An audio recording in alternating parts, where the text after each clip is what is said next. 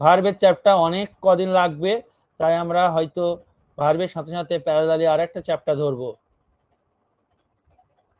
ঠিক আছে, তো অল্প অল্প করে ভার্বের চ্যাপ্টার পড়বো, কারণ মাথার উপর দিয়ে যেন না যায়। চলো দেখি ভার্বের চ্যাপ্টার শুরু করি। কারণ ভার্বের চ্যাপ্টারটা পরীক্ষায় কি হিসাবে কাজে লাগবে বলতো? পুরো একদম বেসিক আইডিয়া দেবে তোমাকে ভার্বের চ্যাপ্টার, বেসিক আইডিয়া। কারণ একটা বাক্যে ভার্ব হচ্ছে তার প্রাণ, কিং একদম। আমি ভার্বকে বলি মজার ছলে কাঁঠালি কলা। সমস্ত পুজোতে যেমন কাঁঠালি কলা লাগে, ঠিক বাক্য হতে গেলে ভার্ব চাই। সাবজেক্ট ছাড়া কিন্তু, হ্যাঁ সাবজেক্ট ছাড়া কিন্তু বাক্য হয়, কিন্তু ভার্ব ছাড়া বাক্য হবে না। যেমন দেখবে স্ট্যান্ড আপ, উঠে দাঁড়াও, এখানে কিন্তু কেউ সাবজেক্ট নেই, কে উঠে দাঁড়াবে নেই, আমি তোমাকে বলছি ইউটা এখানে হিডেন, লুকিয়ে থাকে। কিন্তু দেখো এখানে ভার্ব চাই, এটাই হচ্ছে কি ভার্ব, V1 দিয়ে বাক্য শুরু। সাবজেক্ট ছাড়া বাক্য হতে পারে, কিন্তু ভার্ব ছাড়া হবে না। তুমি একটা সাবজেক্ট নিয়ে এলে ইউ, বাক্য হবে না, তোমাকে একটা ভার্ব পাও কিছু দিতে হবে, ইউ আর স্টুডেন্ট বা সামথিং কিছু হবে। তো ওই জন্য ভার্বটার বেসিক আইডিয়া যা যা বলবো পুরো বেসিকটা, যেটা তোমাকে এরর কারেকশন বলো, রাইটিং লিখতে বলো, যা মানে যে কোন যা যা রয়েছে আর কি ইংলিশে, সমস্ত কিছুতে কাজে লাগবে। চলো দেখি আমরা ভার্বের চ্যাপ্টার। কজন ক্লাস করছে, চাই অনেক দিকে বৃষ্টি হচ্ছে তো নেটওয়ার্ক থাকছে না, এদিকেও হচ্ছে। ওয়াইফাই এখন আমার ঠিকই আছে, অনেকেই আসছে জয়েন হচ্ছে বেরিয়ে যাচ্ছে ওই নেটওয়ার্কের জন্য, বুঝতে পারছি। তো দেখো ভার্ব, রেকর্ডিং দেখে নেবে, চিন্তা নেই, আমি খুব ধীরে ধীরে সুন্দরভাবে বোঝাবো। দেখো ভার্ব কি বলছে, আমরা গতানুগতিক ওই যে কোনো কিছু করা, খাওয়া, এইসব বোঝালে ভার্ব বলে, এসব বলবো না। এইসব বলে ভার্ব কখনো বোঝা যাবে না। ভার্ব এর ডেফিনিশনটা ঠিক এরকম ভাবে দিয়েছি, a word that shows the state, doing or happening. Verb হচ্ছে একটা শব্দ যেটা শো করে, দেখায়, দ্য স্টেট, স্টেট মানে হচ্ছে অবস্থা, ডুইং মানে কোনো কিছু করা, হ্যাপেনিং কোনো কিছু ঘটা। ডুইং মানে কোনো কিছু করা, হ্যাপেনিং মানে কোনো কিছু ঘটা। তো বলছে ভার্ব হচ্ছে সেই শব্দ যে কোনো অবস্থা, কোনো কিছু করা বা কোনো কিছু ঘটা বোঝায়। কিরকম ঘটা ব্যাপারটা কি, করা ব্যাপারটা কি, দেখো।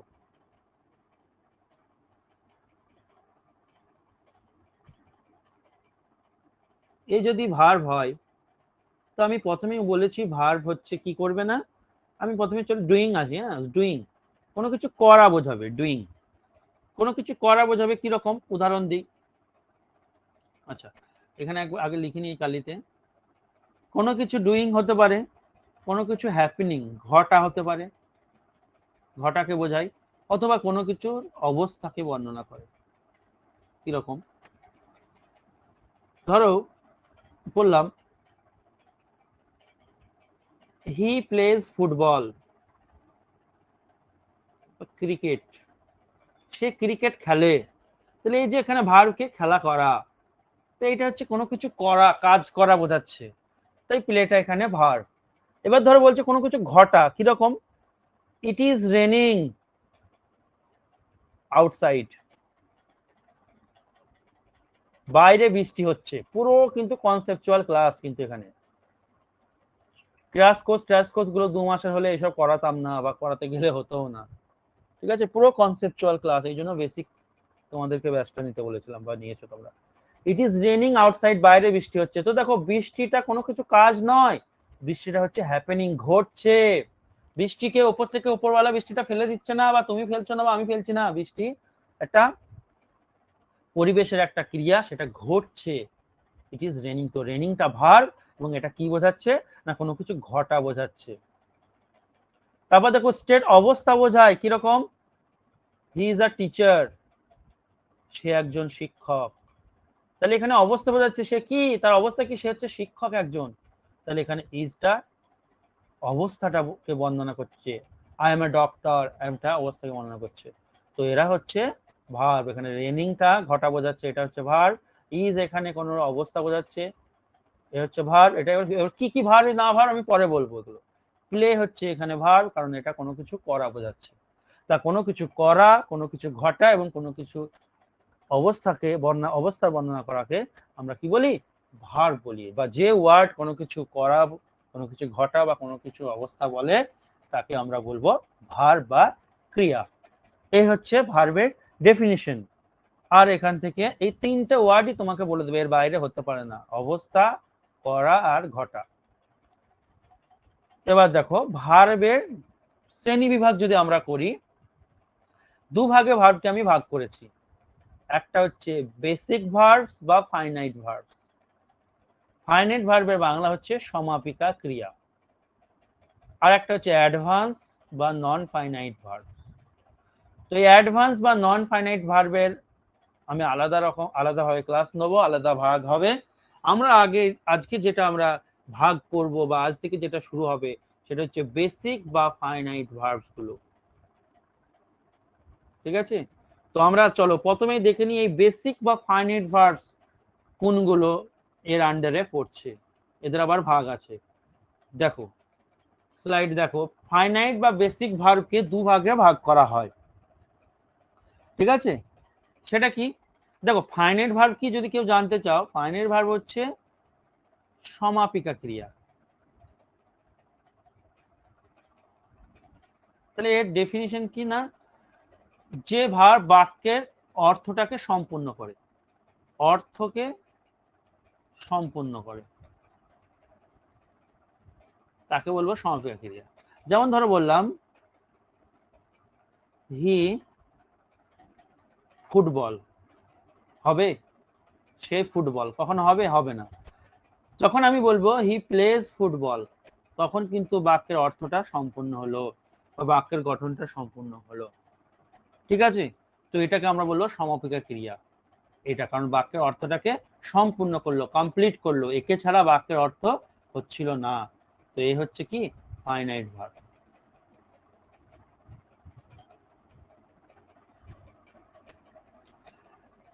আর একটা শোনো ডেফিনিশন, ফাইনাইট ভার্ব হচ্ছে সেই ভার্ব যে ভার্ব ডিপেন্ড করে বাক্যের সাবজেক্টের উপর।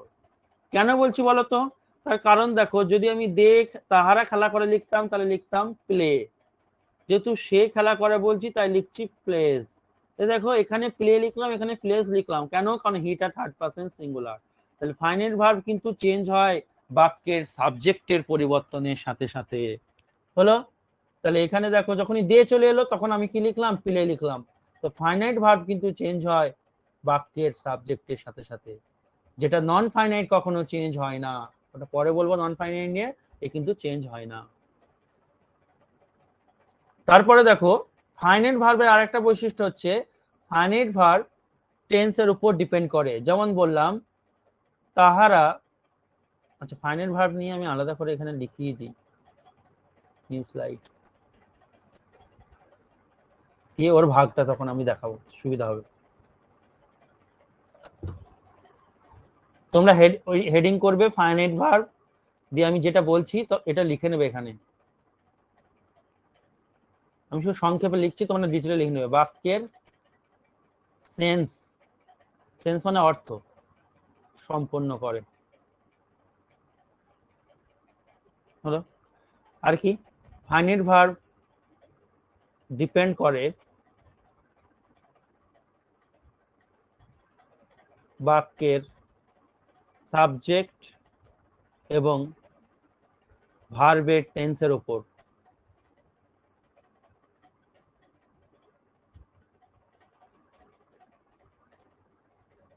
বাক্যের সাবজেক্টের উপর ডিপেন্ড করে, এটা তো বলে দিলাম। টেন্সের উপর কেমন ডিপেন্ড করবে শোনো। ওরা বললো দে প্লে ফুটবল ইয়েস্টারডে। বলো তো বাক্যটা ঠিক আছে কিনা, বলো।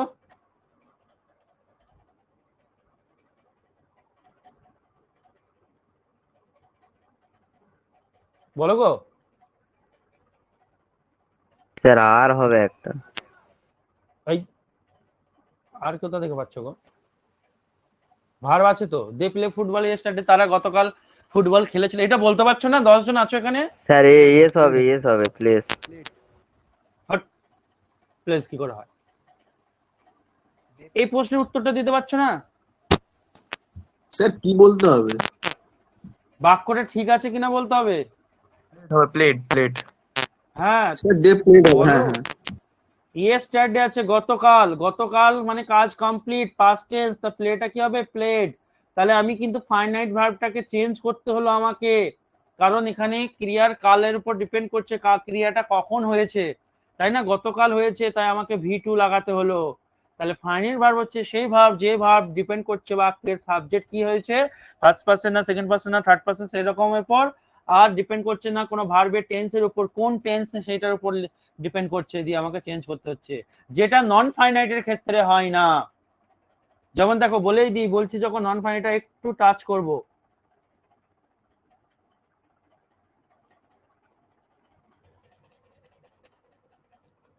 কিরকম? দে লাভ লিখি টু ইট মোমো, তারা মোমো খেতে পছন্দ করে।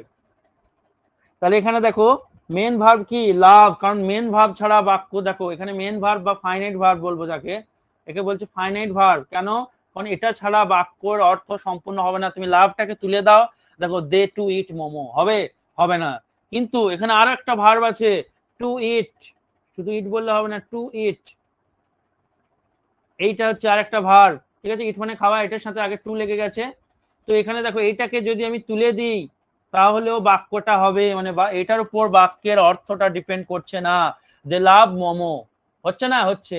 তাহলে এটার উপর বাক্যের অর্থ বা সেন্স ডিপেন্ড করছে না, তার মানে এই ভার্বটাকে আমরা বলবো নন ফাইনাইট ভার্ব, অর্থাৎ যে ভার্ব বাক্যের অর্থকে সম্পূর্ণ করে না, অর্থাৎ যাকে ছাড়া বাক্যের অর্থ করে না বলবো না, যাকে ছাড়া বাক্যের অর্থ সম্পূর্ণ হয় সে হচ্ছে নন ফাইনাইট ভার্ব।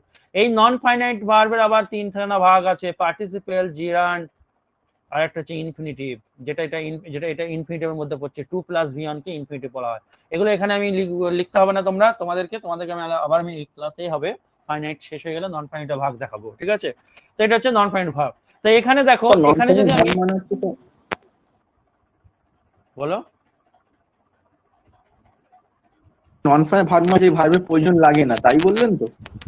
যে প্রয়োজন লাগে না, যে ভার্ব বাক্যের অর্থটাকে সম্পূর্ণ করার প্রয়োজন হয় না, বাক্যটাকে সম্পূর্ণ বাক্যের অর্থটাকে সম্পূর্ণ করতে প্রয়োজন হয় না যে ভার্ব, তাকে আমরা নন ফাইনাইট বলবো। অর্থাৎ আরো একটা ভাষায় বলতে পারো, যে ভার্ব বাক্যের সাবজেক্ট বা টেন্সের, ভার্বের টেন্সের উপর ডিপেন্ড করে না। কিরকম? যদি আমি এখানে ইয়েস্টারডে দিই, তাহলে বলো তো আমাকে কি করতে হবে? বলো তো আমাকে কি করতে হবে? তাহলে আমাকে লাভ করতে হবে। তাহলে আমি কিন্তু চেঞ্জ করতে হলো কাকে? ফাইনাইট ভার্বকে, কারণ বাক্যের ভার্বের টেন্সের পরিবর্তনের সাথে সাথে আমাকে এইটাকে চেঞ্জ করতে হলো, ফাইনাইট ভার্বকে। কিন্তু দেখো টু ইটকে কোনো হাতই দিলাম না, কোনো হাত দিতে হলো বাক্যের অর্থটাকে আনার জন্য? কোনো হাতই দিতে হলো না। ওই জন্য হচ্ছে এটা নন ফাইনাইট ভার্ব, বাক্যের অর্থ সম্পূর্ণ করতে কোনো প্রয়োজন হয় না। কিন্তু ফাইনাইট ভার্ব টেন্স পরিবর্তনের সাথে সাথে চেঞ্জ হয়ে যায়। এখানে টু ইট কোনো চেঞ্জ হলো না, কিন্তু ইয়েস্টারডে যেই চলে এলো লাভটাও চেঞ্জ হয়ে গেল। পুরো ডিটেলে খুঁটিয়ে বলে দিলাম, আশা করি আজকের পর থেকে কোনো প্রবলেম হবে না। এই জায়গাটা এটা বলার কথা ছিল না, কিন্তু বলে দিলাম। নেক্সট, এবার যে ফাইনাইট ভার্বটা আমরা পড়লাম তার আমরা ভাগগুলো দেখবো। এবার দেখো একদম গাছের ডালপালা একদম, এখানে নন ফাইনাইট আমি ইনক্লুড এই জন্য করিনি, কারণ এগুলোতেই জায়গা খেয়ে নেবে। নন ফাইনাইট ভার্ব আমি আলাদা করে ভাগ দেখাবো তোমাদের। তো ফাইনাইট ভার্বের দুখানা ভাগ দেখো, একটা হচ্ছে অক্সিলারি ভার্বস হতে পারে অথবা হেল্পিং ভার্বস হতে পারে, এটা সাহায্যকারী ক্রিয়া হতে পারে, অথবা এই দুটোর মানে সাহায্যকারী ক্রিয়া, অথবা হতে পারে এটা মেন ভার্ব। মানে ফাইনাইট ভার্ব মেন ভার্বেরও কাজ করতে পারে, সাহায্যকারী ক্রিয়ারও কাজ করতে পারে। যেমন কি রকম, কেন আমি ফাইনাইট ভার্বকে সাহায্যকারী ক্রিয়া বলছি? ধরো যদি বলি আই গোয়িং, কখনো আই গোয়িং হয় না, তাহলে বাক্যের অর্থটাকে সম্পূর্ণ করতে পারছে না। যখনই আমি এখানে দেবো আই অ্যাম গোয়িং, তখন বাক্যের অর্থটা সম্পূর্ণ হয়ে গেল। ওই জন্য এই অক্সিলারি ভার্বটাও কিন্তু ফাইনাইট ভার্বের মধ্যে ফেলাচ্ছি, আশা করি বুঝতে পারছো। এবার দেখো তাহলে ফাইনাইট ভার্ব দুভাগে ভাগ হয়ে যাচ্ছে, একটা হচ্ছে সাহায্যকারী ক্রিয়া আর একটা হচ্ছে মেন ভার্ব। মেন ভার্বের আবার দুখানা ভাগ বেরিয়ে এসছে, একটা লিঙ্কিং ভার্ব, একটা হচ্ছে অ্যাকশন ভার্ব। এগুলো সব পড়বো আমরা, সব পড়বো, চিন্তা নেই। অ্যাকশন ভার্বের আবার দুখানা ভাগ বেরিয়ে আসবে, একটা ট্রানজিটিভ ভার্ব যেটাকে বাংলায় বলা হয় সকর্মক্রিয়া, একটা ইনট্রানজিটিভ ভার্ব যেটাকে বাংলায় বলবো অকর্মক্রিয়া। গেল। আর অক্সিলারি ভার্বকে দুভাগে ভাগ করেছি, একটা হচ্ছে মডাল অক্সিলারি যেটাকে আমরা মডালস বলি, আর একটা হচ্ছে প্রাইমারি অক্সিলারি ভার্ব, প্রাইমারি সাহায্যকারী ক্রিয়া। ঠিক আছে, এইটা হচ্ছে মূল ছক ফাইনাইট ভার্বের। আমাদের এই প্রতিটা ভার্ব নিয়ে আলোচনা করতে হবে, তাহলে আমাদের ভার্ব প্রায় ফাইনাইট ভার্ব কমপ্লিট তখন হবে। তো চলো আজকে আমাদের যেটা শুরু হবে প্রাইমারি বা অক্সিলারি ভার্ব, আমরা নিচে থেকে শুরু করব, ঠিক আছে, কারণ অক্সিলারি ভার্বেরই তো দুটো ভাগ আছে। তো আমরা এইখান থেকে শুরু হবে আমাদের প্রাইমারি বা অক্সিলারি ভার্ব। কিন্তু তার আগে, এইখান থেকে শুরু করার আগে কিছু আগে তোমাদেরকে বেসিক আরো কিছু কনসেপ্ট ভার্বের ব্যাপারে দেবো, ভার্বকে আরো তোমাদের সামনে তুলে ধরবো, পরিচয় করাবো ভার্ব। তারপর আমি শুরু করব প্রাইমারি বা অক্সিলারি ভার্ব। সেটা আজকে হয়তো না হতে পারে, কারণ বেসিক কিছু আইডিয়া ভার্বের দিতে হবে আমাকে, না হলে হবে না। তো চলো পরের স্লাইডে আমরা দেখে নিই সাম বেসিক কনসেপ্ট, কিছু বেসিক কনসেপ্ট কার ব্যাপারে, ভার্বের ব্যাপারে। কনসেপ্ট নাম্বার 1, ভালো করে শুনবে।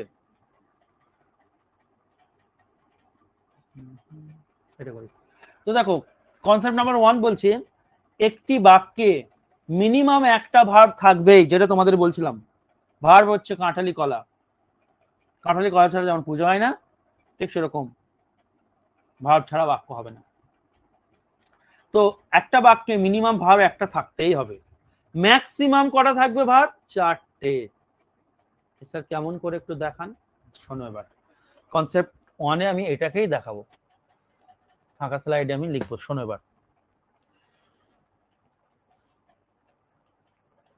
সাবজেক্ট, অবজেক্ট বা আদার ওয়ার্ডসও লিখতে পারো এখানে, ঠিক আছে। আবার লিখছি সাবজেক্ট, দুখানা ঘর ফাঁকা, অবজেক্ট, সাবজেক্ট, তিনখানা ঘর ফাঁকা, অবজেক্ট, সাবজেক্ট,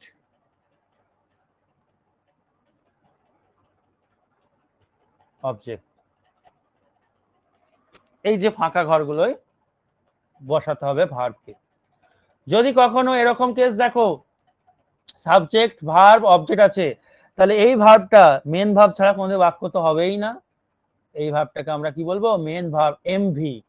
আমি সংক্ষেপে লিখবো, that is main verb. Okay, next subject double যখন শূন্যস্থান থাকবে তখন শেষের ভার্বটা যেটা থাকবে সেটা হচ্ছে মেন ভার্ব, আর তার আগে যে ভার্বটা থাকবে সেটা হবে এইচভি, দ্যাট ইজ হেল্পিং ভার্ব। ওকে, যখন একটা বাক্যে একটাই ভার্ব থাকবে তখন তাকে আমরা বলবো কি? Main verb. যখন একটা বাক্যে দুখানা ভার্ব থাকবে আমাদেরকে শেষটা নাম দিতে হবে মেন ভার্ব, মানে শেষটা মেন ভার্ব হবেই, আর তার আগেরটা যে থাকবে তাকে আমরা বলবো হেল্পিং ভার্ব। যদি একটা বাক্যে তিনখানা ভার্ব থাকে শেষেরটা হবে MV, that is main verb, আগেরটা হবে এসভি। এসভি মানে হচ্ছে সাপোর্টিং ভার্ব, ঠিক আছে, এসভি মানে সাপোর্টিং ভার্ব। সব উদাহরণ দেবো, চাপ নিও না, নো চাপ, ভার্ব চ্যাপ্টারটা কত কি শিখবে দেখো। আর তার আগেরটা হবে হেল্পিং ভার্ব। স্যার যদি চারখানা ভার্ব থাকে তাহলে কি হবে ঘটনাটা? শেষে অলওয়েজ মেন ভার্ব থাকবে, এটা মনে রাখবে, আর শুরুতে অলওয়েজ হেল্পিং ভার্ব থাকবে। তাহলে পড়ে থাকলো মাঝে যে দুখানা, সেই দুখানা হলো সাপোর্টিং ভার্ব। তাহলে দেখো আমি কি বলেছিলাম মিললো না? স্যার এখনো মিলেনি, কারণ আপনি এখনো উদাহরণ দিয়ে বোঝাননি, যে চারখানা ভার্ব দেখাননি এখনো। দেখাবো, দেখাবো, নো চিন্তা। আমি যেটা বলেছিলাম কি, যে একটা বাক্যে মিনিমাম একটা ভার্ব থাকবেই, দেখো রয়েছে। আর ম্যাক্সিমাম কটা ভার্ব থাকবে? চারখানা। এই যে চারখানা ভার্ব হলো। এবার আমি উদাহরণ দিয়ে তোমাদেরকে দেখাচ্ছি, তারপর আমি বলছি এই কনসেপ্টটা আরো কি লিখতে হবে না লিখতে হবে। দেখো ফাঁকা স্লাইডে নিতে হবে। স্লাইড রাখিনি।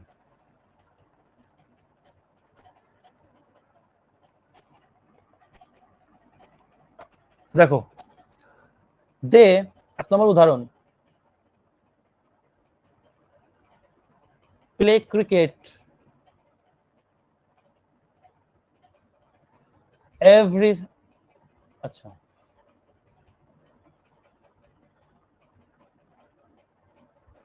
এই বলো তো আমি বাক্যটা ঠিক লিখলাম নাকি? পড়া হচ্ছে আমি আজকে, হয়ে গেছে কিন্তু এগুলো। ভাবো আমি 2 নম্বর উদাহরণটা লিখি, বাক্যটা ঠিক লিখলাম নাকি তোমাদের কাজ বলা।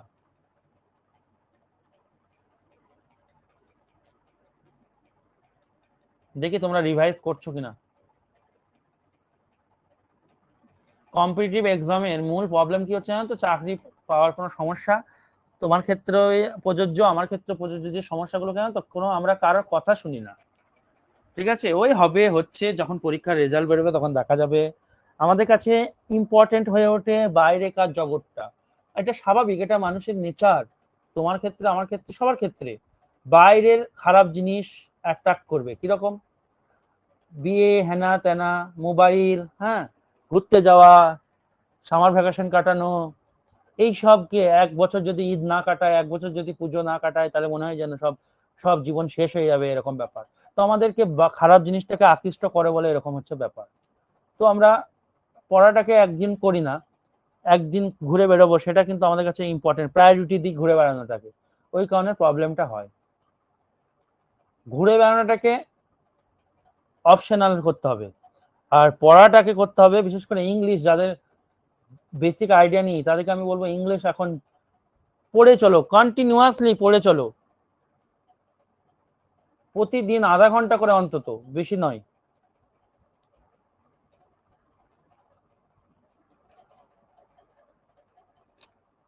এটা কেউ আমরা ফলো করতে পারি না।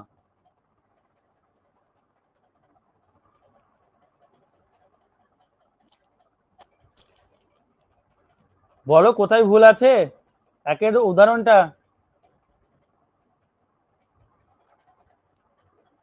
অফলাইন হলে না তোমাদের আমি দেখিয়ে দিতাম, পড়িয়ে দিয়েছে, এগুলো পাচ্ছ না কেন?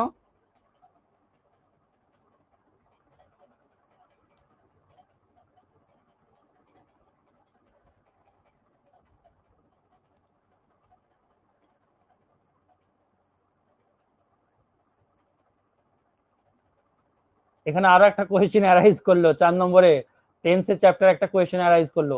1 নম্বর উদাহরণে একটা প্রিপোজিশনের ভুল আছে, অনটা হবে না।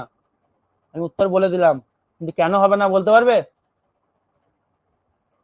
মনে আছে?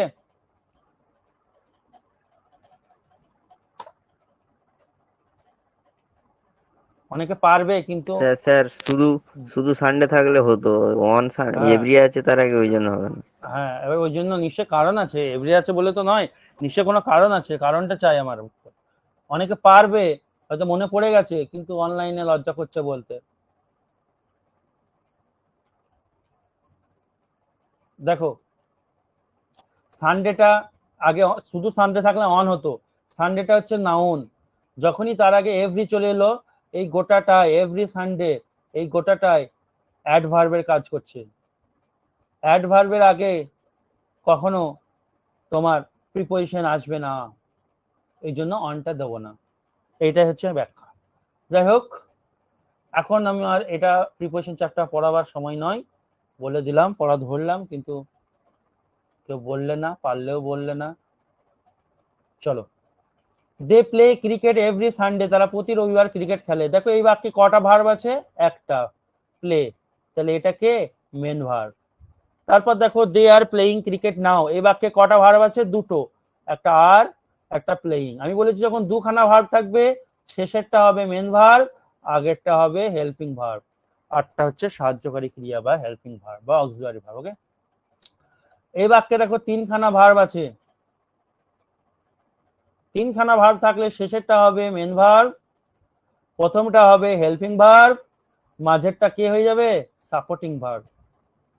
সাপোর্ট দিতে এসছে, কেন স্যার সাপোর্ট দিতে এসছে? বিনটা ধরো নেই, বুঝে নাও, বিনটা ধরো নেই। এবার দেখো কেমন ঘটনাটা ঘটছে, আমরা কি জানি, আমাদের রুল হচ্ছে দে হ্যাভ প্লেইং যদি হয় ভুল। কেন ভুল? আমরা জানি হ্যাভ হ্যাজ হ্যাড এর পর ভার্বের ক নম্বর হয়? 3 নম্বর হয়। তাহলে তো এখানে প্লেইং হবে না, প্লেড হওয়া দরকার। কিন্তু আবার একটা জিনিস অ্যারাইজ হয়েছে কি, সাবজেক্টের পর কখনো ডাইরেক্ট V4 হয় না। মানে এই যে প্লেইং, আই প্লেইং হয় না, কি নিতে হয় আমাকে? একটা এখানে হেল্পিং ভার্ব নিতে হয়, সাহায্যকারী ক্রিয়া নিতে হয়। এবার প্রশ্ন হচ্ছে এ নিবে একটা সাহায্যকারী ক্রিয়া যেটা হচ্ছে বি ভার্বের রূপ, am is are was are be been being, এটা নেবে। আবার হ্যাভও আবার বলছে নিয়ে নিজে, হ্যাভের পর ডাইরেক্ট V3 বসে না, একেও একটা কিছু নিতে হবে। আর এই দেখো সিন্স আছে, সিন্স কখন ব্যবহার করি? যখন বিশেষ করে প্রেজেন্ট পারফেক্ট কন্টিনিউয়াস এবং পাস্ট পারফেক্ট কন্টিনিউয়াস টেন্সে যে কাজটা অতীতে শুরু হয়ে এখনো চলছে বোঝায়। এটা তো তাই বোঝাচ্ছে যে তারা সকাল থেকে ক্রিকেট খেলছে, সকালে শুরু হয়েছে এখনো চলছে। তাহলে এরকম কেস হলে আমরা কি জানি? প্রেজেন্ট পারফেক্ট কন্টিনিউয়াস টেন্স হয়। আর হ্যাভের পর যদি V3 আসে সেটা হয় প্রেজেন্ট পারফেক্ট টেন্স। কিন্তু আমার তো চাই প্রেজেন্ট পারফেক্ট কন্টিনিউয়াস।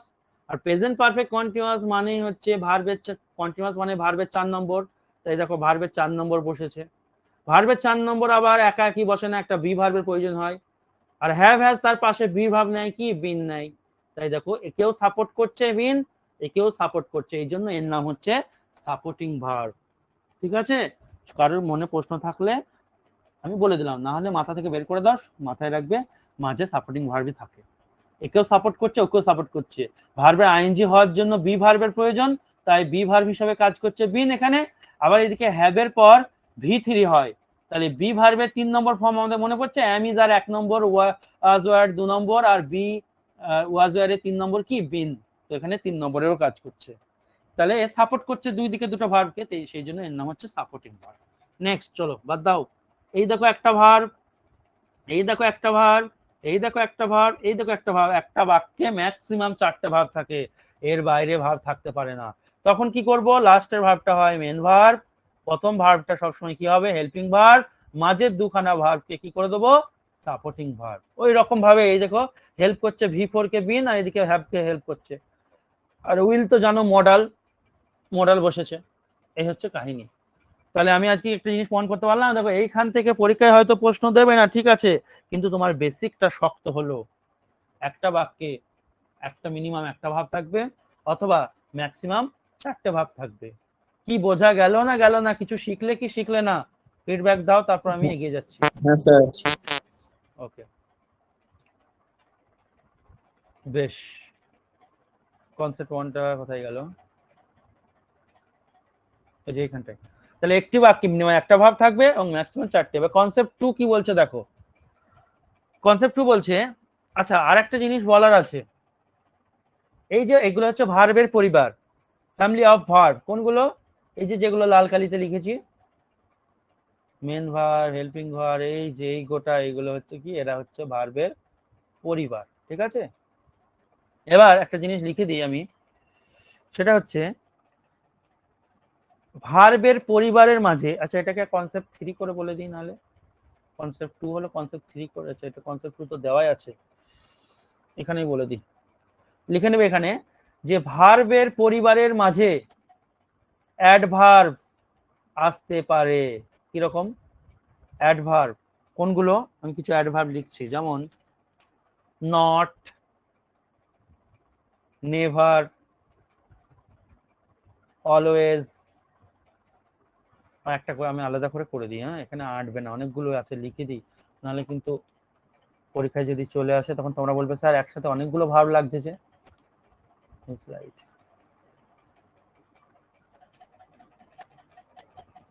ধরো এরকম, উই অলওয়েজ গো দেয়ার, আমরা সব সময় সেখানে যাই। তাহলে এখানে দেখো এটা কি ভার্ব? Main verb. তার আগে কি চলে এসছে? অ্যাডভার্ব চলে এসছে। ধরো এরকম, দে হ্যাভ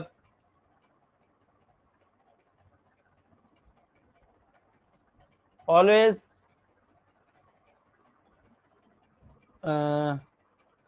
প্লেড দেয়ার, এরকম একটা কিছু দিল। তো মাঝে আমি বলতে চাইছি এদের মাঝে অলওয়েজ, নেভার, নট, হ্যাঁ, যেমন ধরো they have not seen it, তারা এটা দেখেনি। তাহলে এখানে দেখো, এখানে এটা একটা ভার্ব আর এটা একটা ভার্ব, এটা মেন ভার্ব, এটা হচ্ছে হেল্পিং ভার্ব, তাই না? তো এখানে এদের মাঝে কি ঢুকে গেছে? এদের মাঝে ঢুকে গেছে তোমার, এক মিনিট, এদের মাঝে ঢুকে গেছে তোমার নট। নট হচ্ছে কি? অ্যাডভার্ব। তো কিছু অ্যাডভার্ব রয়েছে, কিছু অ্যাডভার্ব রয়েছে যারা তোমার ভার্বের ফ্যামিলির মধ্যে নাক গলায়, ঠিক আছে, ঢুকে যায়। এটা তুলতে গিয়ে দেরি হচ্ছে, এই উদাহরণটা বাদ দিয়ে দিবে, এই দুটো উদাহরণ থেকে বুঝে যাও, ঠিক আছে? তাহলে আমি তোমাদেরকে এখানে যে নোটটা লিখিয়ে দেবো সেটা হচ্ছে এরকম, যে ভার্বের পরিবারের মাঝে, ভার্বের পরিবারের মাঝে এই অ্যাডভার্বগুলি আসতে পারে। কি কি অ্যাডভার্ব দিয়ে লিস্ট করে দিচ্ছি, খুঁটিয়ে পড়ানো হচ্ছে, একটা যেন বাদ না যায়। ভার্বের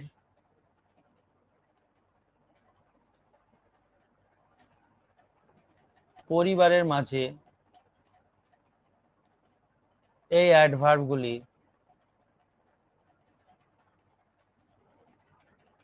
আসতে পারে। তাড়াহুড়ো করতে গিয়ে আসতে পারে। কোন অ্যাডভার্বগুলি লিখে দিচ্ছি ছকে, অনেকগুলো হবে, একটু এটা করি, ইনসার্ট দিই।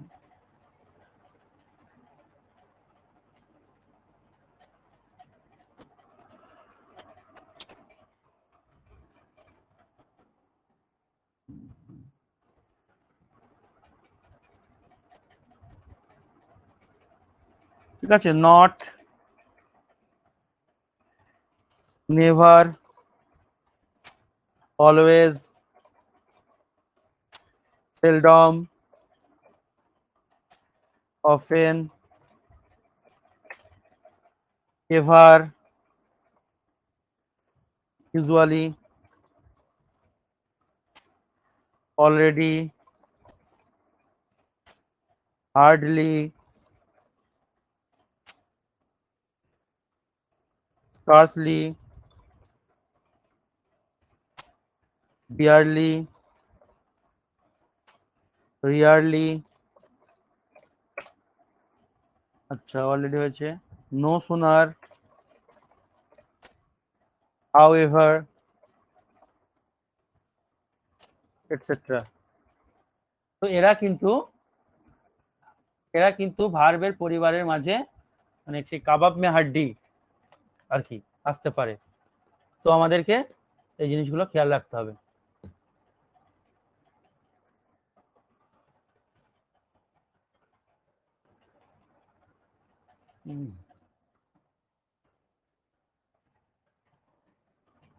হাইলাইট করে দিলাম, মাথায় রাখবে। চলো এবার কনসেপ্ট 2 তে যাব। কনসেপ্ট 2 একটু ঘিঞ্জি হয়ে গেছে, হ্যাঁ, যেহেতু লিখতে ভুলে গেছিলাম বলে লিখে নিয়েছি, তোমরা আমি বলছি বুঝে নেবে। কনসেপ্ট 2 কি বলছে দেখি। কনসেপ্ট 2 বলছে ভার্বের ওপর সাবজেক্টের প্রভাব।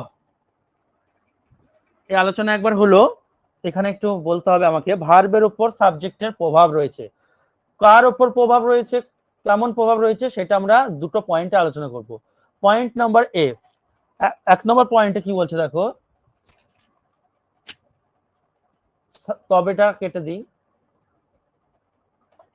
বলছে সাবজেক্ট যদি সিঙ্গুলার হয় প্রথম ভার্বটিও হবে সিঙ্গুলার, আর সাবজেক্ট যদি প্লুরাল হয় প্রথম ভার্বটি হবে প্লুরাল। মানে ভার্বের মানে সাবজেক্টের এই যে এই যে দেখো, এই যে সাবজেক্ট, এই সাবজেক্টের প্রভাব রয়েছে ভার্বের ওপর। কি রকম প্রভাব? এই সাবজেক্ট যদি সিঙ্গুলার হয় তাহলে প্রথম মানে যে ভার্বটা থাকবে একে হতে হবে সিঙ্গুলার।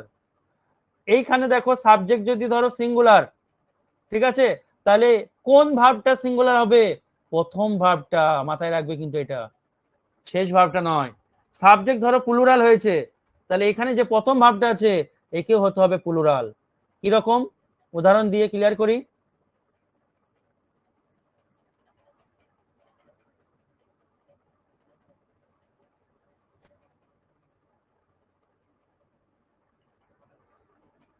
দেখো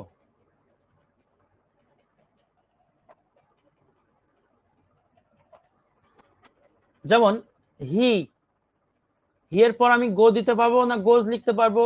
এরপর আমাকে গোজ লিখতে হবে। কেন গোজ লিখতে হবে? কারণ হ্যাঁ, হি হচ্ছে সিঙ্গুলার সাবজেক্ট, সিঙ্গুলার, তাই আমাকে ভার্বও নিতে হবে সিঙ্গুলার।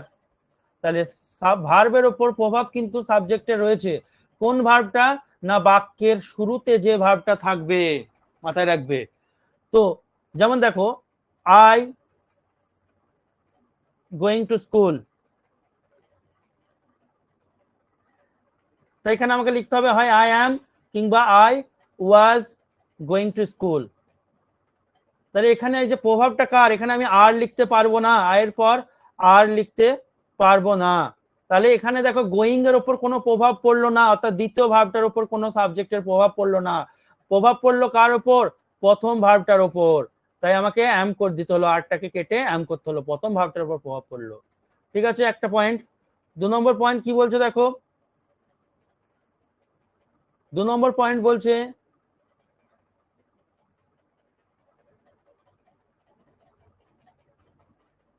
এই যে সাবজেক্ট মেন ভার্বের উপর প্রভাব ফেলে। বেশ, খুব ভালো কথা। সেটা কখন? আর এইখানে বলছি সাবজেক্ট প্রভাব ফেলে কার উপর? মেন ভার্বের উপর। কখন? বলছে এক্ষেত্রে সাবজেক্ট ডুয়ার না নন ডুয়ার তার উপর মেন ভার্ব ডিপেন্ড করবে। কি রকম দেখো, আগেরটা কি বললাম? সাবজেক্ট প্রভাব ফেলবে কার উপর? প্রথমেই যে ভার্বটা থাকবে তার উপর। প্রথমে যে ভার্ব রয়েছে তার উপর কিন্তু সাবজেক্ট প্রভাব ফেলবে।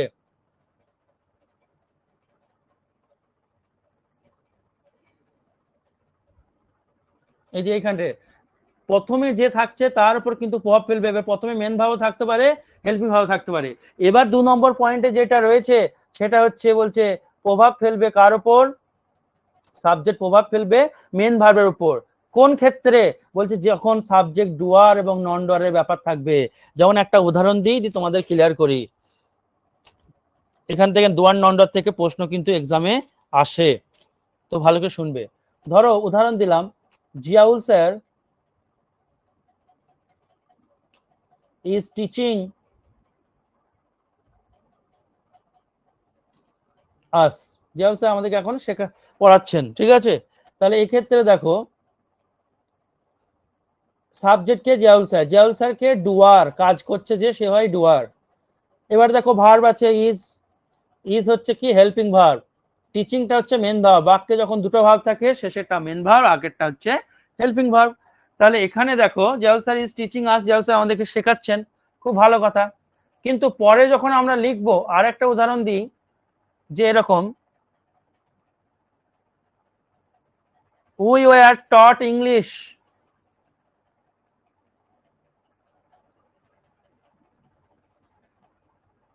by Ziaul sir.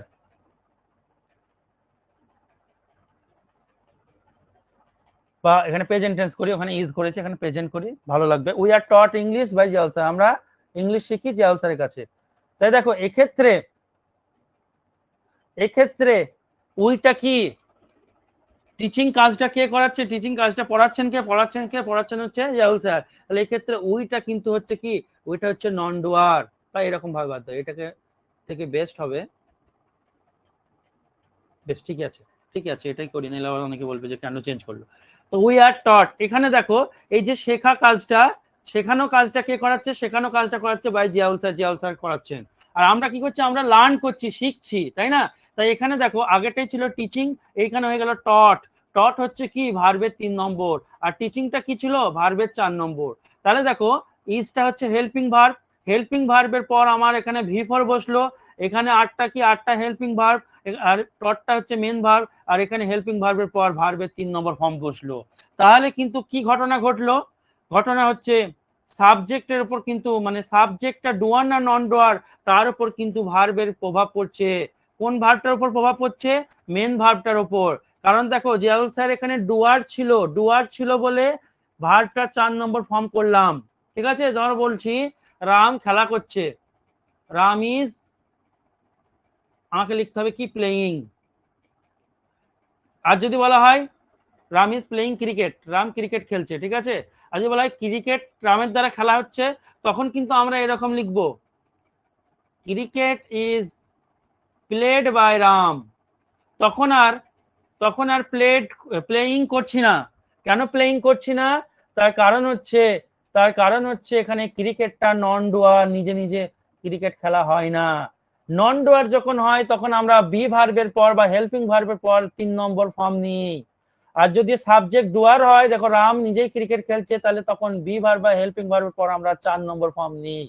তাহলে এই যে ভার্বের মেন ভার্ব, এখানে এই যে 4 নম্বর ফর্ম কার, এটা মেন ভার্বের, এই যে 3 নম্বর ফর্ম কার, এই যে মেন ভার্বের। তাহলে এখানে কিন্তু সাবজেক্ট ডুয়ার না নন ডুয়ার তার উপর ডিপেন্ড করছে মেন ভার্বটা। তার মানে মেন ভার্বের উপর শাসন আছে, মেন ভার্বের উপর প্রভাব আছে কার, সাবজেক্টের। কি বলো, বোঝা গেল কি গেল না? তাহলে এখানে ওইটা হচ্ছে নন ডুয়ার, তাই আমি বি ভার্ব হেল্পিং ভার্বের পর 3 নম্বর নিলাম। আর জিয়াউল স্যার নিজেই শেখাচ্ছেন, তাই এখানে তিনি ডুয়ার, সেই জন্য হেল্পিং ভার্বের পর ক নম্বর নিয়েছিলাম, 4 নম্বর নিয়েছি। বলো বোঝা গেল কি গেল না? তাহলে সাবজেক্টের উপর, সরি ভার্বের উপর সাবজেক্টের প্রভাব রয়েছে। দুখানা প্রভাব আমরা দেখলাম। একখানা প্রভাব হচ্ছে যে সব সাবজেক্ট সিঙ্গুলার হয়, যদি সাবজেক্ট সিঙ্গুলার হয় তাহলে প্রথম যে ভার্বটা থাকবে সেটাকে সিঙ্গুলার হতে হবে। সাবজেক্ট যদি প্লুরাল হয় তাহলে প্রথম যে ভার্বটা থাকবে সেটাকে প্লুরাল হতে হবে। এটা একটা পয়েন্ট গেছে। আর একটা পয়েন্ট হয়েছে কি, আর একটা পয়েন্ট গেল যে কোনো একটা বাক্যে সাবজেক্ট যদি ডুয়ার হয় তাহলে মেন ভার্বটা হচ্ছে তোমার 4 নম্বর হয়ে যাচ্ছে, ঠিক আছে। আর কোনো একটা বাক্যে সাবজেক্ট যদি নন ডুয়ার হয় তাহলে মেন ভার্বটা 3 নম্বর হয়ে যাচ্ছে। অর্থাৎ ডুয়ার নন ডুয়ার কিনা সাবজেক্ট, তার উপর কিন্তু শাসন রয়েছে, মেন ভার্বের উপর কিন্তু তার শাসন রয়েছে। বোঝা গেল? এই হচ্ছে ভার্বের বেসিক কনসেপ্ট। আর কি আছে দেখি, এই দেখো এইটাও দেখে নাও, এই কনসেপ্টে আছে 2 নম্বর কনসেপ্টে। বলছে কিন্তু V2 মেন ভার্বের যদি কাজ করে তাহলে সেটা সিঙ্গুলার এবং প্লুরাল দুটোই কাজ করে। ধরো বললাম দে প্লেড ফুটবল, তারা ফুটবল খেলেছিল। আবার আমি বলতে পারি সে ফুটবল খেলেছিল, হি প্লেড ফুটবল।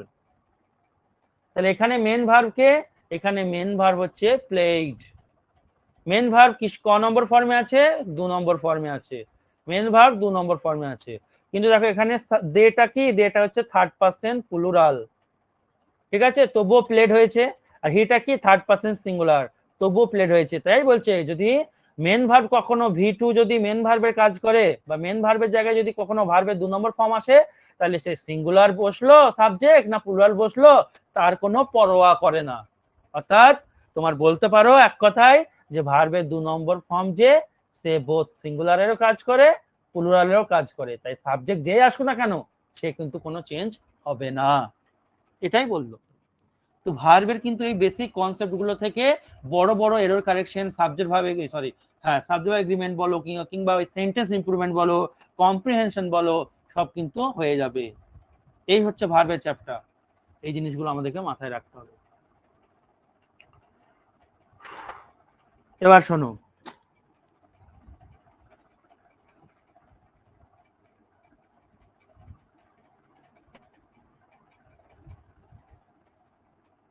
এবার বলছে কি পরে কনসেপ্ট নাম্বার 3,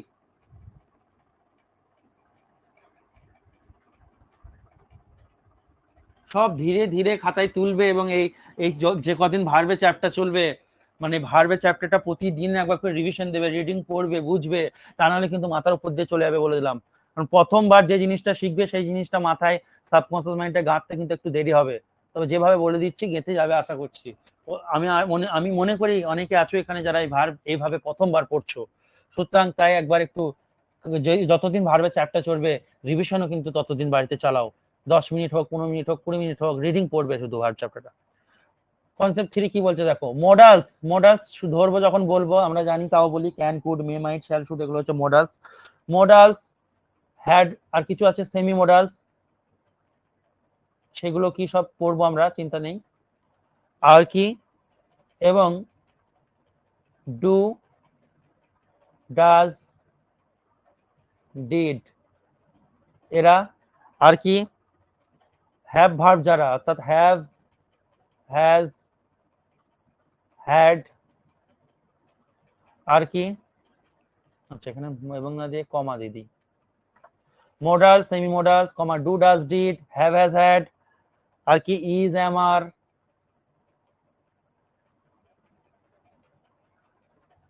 ওয়াজ ওয়ার। এরা হেল্পিং ভার্বের কাজ করে, এরা বাক্যে হেল্পিং ভার্বের কাজ করে।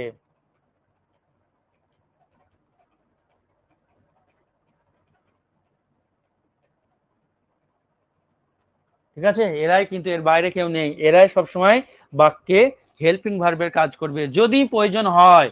ঠিক আছে, এবার শোনো, ডু ডাজ ডিড এর ব্যাপারটা আমি এখানে একটু স্টার দিয়ে রাখছি, কারণ এটাকে আমি আলাদা করে পড়াচ্ছি। দেখো, এই ডু ডাজ ডিড এরা কিন্তু মেন ভার্বেরও কাজ করতে পারে। তারপরে ইজ আমার এরাও কিন্তু মেন ভার্বের কাজ করতে পারে। হ্যাভ হ্যাজ আর এরাও মেন ভার্বের কাজ করতে পারে। এবার তার মধ্যে ডু ডাজ ডিড কে বললে কিন্তু বাকিটা বুঝে যাবে, তো শুধু কোনো আলাদা করে স্টার দেওয়া দরকার নেই, ডু ডাজ ডিডটাকে বলি। শোনো, তো এখানে বলি,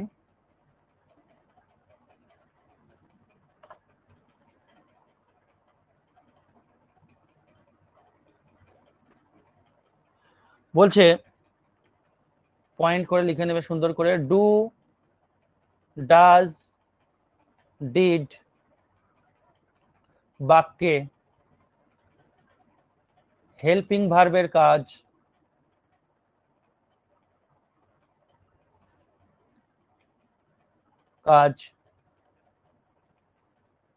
তখনই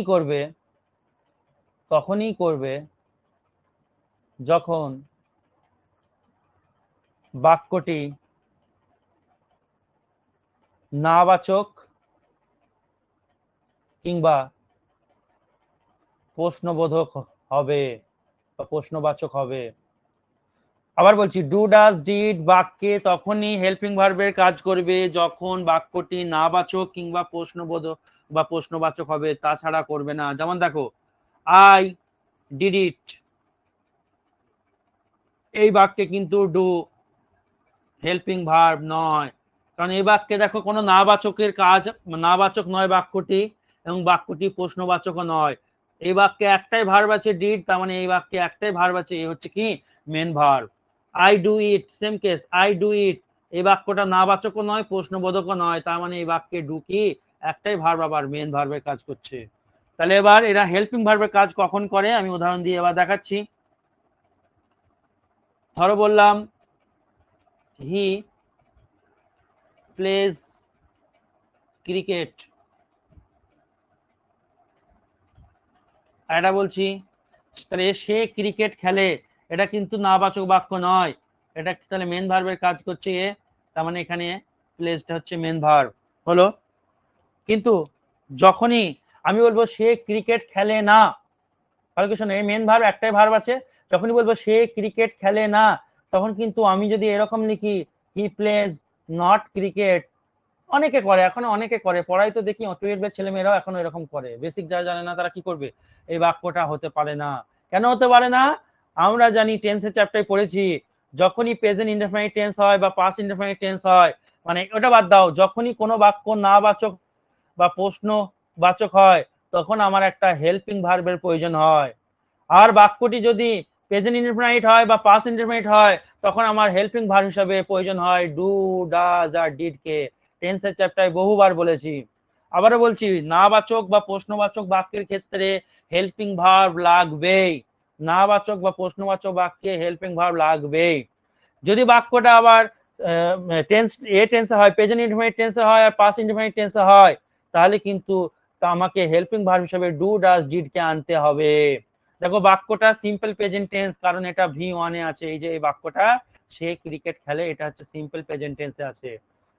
তাহলে এই বাক্যটাকে আমাকে নাবাচক করতে গেলে আমাকে একটা হেল্প নিতে হবে ডু বা ডাজ এর, কারণ সিম্পল প্রেজেন্ট টেন্সে ডু বা ডাজ হয় হেল্পিং ভার্ব, পাস্ট টেন্সে ডিড হয়।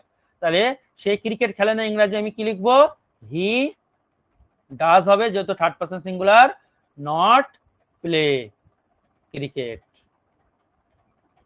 এই ক্ষেত্রে তোমাকে যদি বলে ডাজটা কি, তাহলে তোমাকে বলতে হবে কি, দেখো দুটো ভার্ব চলে এসছে, প্লে হচ্ছে মেন ভার্ব, ডাজ হচ্ছে হেল্পিং ভার্ব। তাহলে ডু, ডাজ, ডিড এরা হেল্পিং ভার্ব হতে গেলে কি হতে হবে, হয় নাবাচক হতে হবে কিংবা হ্যাঁ বাচক, সরি প্রশ্নবাচক হতে হবে। যেমন দেখো, তাহারা কি ক্রিকেট খেলে, কি লিখবো, সে কি ক্রিকেট খেলে, ডাজ হি প্লে ক্রিকেট।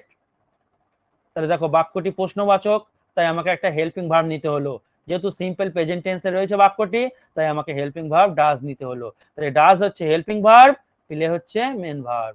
হলো? তাহলে ডু, ডাজ, ডিড এরা হেল্পিং ভার্ব তখনই হয় যখন এরা কি বলবো, নাবাচক বা প্রশ্নবাচক বাক্যে ব্যবহৃত হয়। ক্লিয়ার হলো কি হলো না? যতদূর বললাম বেসিক এতটুকুই বলার ছিল। বলো ক্লিয়ার হলো কি হলো না, তাড়াতাড়ি বলো। ঠিক আছে? হ্যাঁ স্যার। হ্যাঁ স্যার। স্যার সেকেন্ড একটু বেশ। বলবেন ডাজ নট প্লে ক্রিকেট এটা? কোনটা বলো? স্যার সেকেন্ডটা he does not play cricket. Does not play cricket কেন করলাম? আমি বলতে চাইছি সে ক্রিকেট খেলে, ইংরাজি হি প্লেজ ক্রিকেট। কিন্তু যখন বলবো সে ক্রিকেট খেলে না, শুধু নট লাগিয়ে দিলে হবে না। বাক্যটাকে নাবাচক করতে গেলে আমাকে হেল্পিং ভার্ব চাই একটা। নট কখনোই হেল্পিং ভার্ব নয়, নট হচ্ছে অ্যাডভার্ব। ঠিক আছে?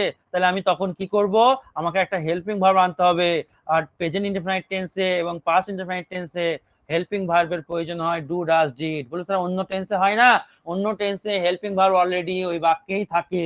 যেমন কন্টিনিউয়াস টেন্স, আমি ক্রিকেট খেলছি, আই এম প্লেইং ক্রিকেট, এখানে হেল্পিং ভার্ব হচ্ছে অ্যাম। তাই আমি ক্রিকেট খেলছি না, ইংরেজি হবে I am not playing cricket. Do, does এর প্রয়োজন নেই, কারণ অলরেডি হেল্পিং ভার্ব আছে। এগুলো সব টেন্সের চ্যাপ্টারে বলা হয়ে গেছে, রিভিশন করো। যেহেতু প্রেজেন্ট ইনডেফিনাইট আর পাস্ট ইনডেফিনাইটের হেল্পিং ভার্ব থাকে না, তাই আমাকে ডু, ডাজ, ডিড আনতে হবে। আর এই জন্য এখানে আমাকে নাবাচক করতে গেলে একটা ডাজ আনতে হলো। হিটা থার্ড পার্সন সিঙ্গুলার, তাই ডাজ আনতে হলো। যদি এখানে আই থাকতো তাহলে আই ডু নট করতাম, যেহেতু ফার্স্ট পার্সন, তাই ওই জন্য হি ডাজ নট প্লে ক্রিকেট করলাম। তাই তোমাকে যদি কখনো কোয়েশ্চেন দেয় হি ডাজ নট প্লে ক্রিকেট, এখানে ডাজ কি, তুমি বলবে হেল্পিং ভার্ব, বাক্যটাকে নাবাচক করতে এসছে। আর শুধু যদি দেয় আই ডু ইট, আমি এটা করি, তাহলে এখানে ডু কি, তখন বলবে ডু এখানে মেন ভার্ব, কারণ বাক্যটা নাবাচকও নয় প্রশ্নবাচকও নয়। আর এখানে একটাই ভার্ব আছে, তার মানে ডু এখানে মেন ভার্বের কাজ করছে। এই হচ্ছে ব্যাপার। তো আজ থাক, অনেক পড়িয়েছি, অনেক পড়িয়ে দিয়েছি। স্লাইড বানানো ছিল বলে হয়তো বুঝতে পারোনি। বাড়িতে কিন্তু বারবার কিন্তু ট্রাই করো, তা না হলে মাথার উপর দিয়ে চলে যাবে কিন্তু। ঠিক আছে? বুধবার আস্তে আস্তে তোমরা দুবার রিভিশন করে নাও, মানে একটা দিনই মাঝে ভালো করে রিভিশন করো আর খাতায় তুলে নাও। ওকে, আজকে এতটাই থাকলো। Good night.